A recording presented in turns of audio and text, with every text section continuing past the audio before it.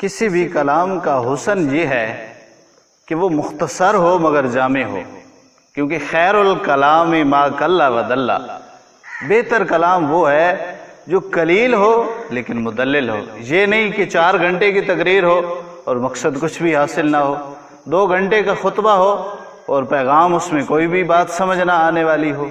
بہتر کلام، اور میرے آقا صلی اللہ علیہ وآلہ وسلم کے کلام کا حسن یہی ہوتا تھا کہ حضور ایک جملہ ارشاد فرما دیتے، سالوں تک اس ایک جملے کی تشریح کی جاتی۔ اور حضور کے کلام کا حسن یہ تھا کہ حضور ایک جملے میں کئی معنی اور مطالب کے انبار جمع کر دیتے تھے۔ مختصر کلام فرماتے تھے، لیکن حضور کا مختصر کلام، مختصر خطبہ اتنا جامع ہوتا کہ اس کی کئی سال تک اس کی تشریحات کی جاتی تھی۔ اسی لیے ایک واقعہ عرض کرتا ہوں کہ حضور کا کلام کس قدر جامع ہوا کرتا تھا۔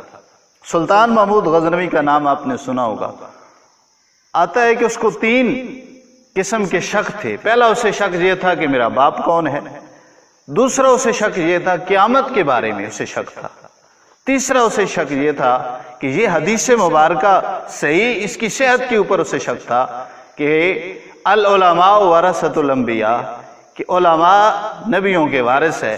وہ کہتا تھا کہ یہ ٹوٹی پھوٹی چٹائیوں پہ بیٹھنے والے یہ نبیوں کے وارث کیسے بن جاتے ہیں۔ یہ 3 قسم کے اسے شک تھے۔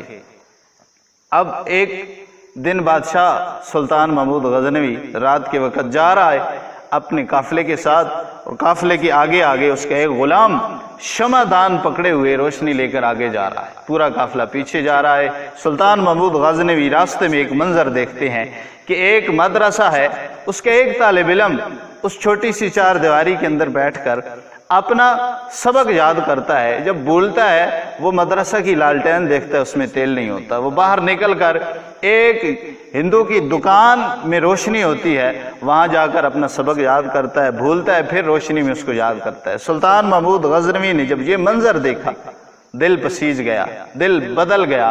پہلی مرتبہ اس کو دین کے طالب علموں کی اس قدر پریشانی کا علم اسے ہوا، اس نے پورے کا پورا شمعدان اس طالب علم کو دے دیا۔ طالب علم راضی ہو گیا، ادھر امام الانبیاء بھی راضی ہو گیا۔ حدیث مبارکہ میں آتا ہے کہ من اعان عالما او متعلما بکلم منکسر او بکرطاس فکانہ بن الکعبہ 70 مرتن۔ اب اسی وقار ایک طالب علم اور ایک متعلم کی، ایک عالم دین کی خدمت کرنے کا اجر کیا ہے؟ امام الانبیاء صلی اللہ علیہ وآلہ وسلم نے ارشاد فرمایا، جس نے کسی ایک عالم دین کی مدد کی، ایک طالب علم کی مدد کی، کس کے ساتھ؟ بقلم منکسر، ایک ٹوٹا ہوا قلم دے کر، او بقرطاس، یا ایک کاغذ کا ٹکڑا دے کر ایک طالب علم اور ایک عالم دین کی اگر مدد کی، ثواب کیا ہے، اجر کیا ہے؟ فرمایا فکانہ بن الکعبہ 70 مرتن، گویا اس نے اللہ کے گھر کعبہ کو 70 بار تعمیر کیا ہے۔ اتنا بڑا اجر ہے۔ بادشاہ سلطان محمود غزنوی سویا، مقدر جاگ گئے۔ رات کے وقت امام الانبیاء نے خواب میں زیارت فرمائی اور ایک جملہ ارشاد فرمایا، اس کے 3 شک بھی دور کیے اور شفاعت کی خوشخبری بھی سنائی۔ حضور نے ارشاد فرمایا، اے سبق الدین کے بیٹے، آج تو نے میرے ایک وارث کی مدد کی ہے، کل قیامت میں میں تیری شفاعت کروں گا۔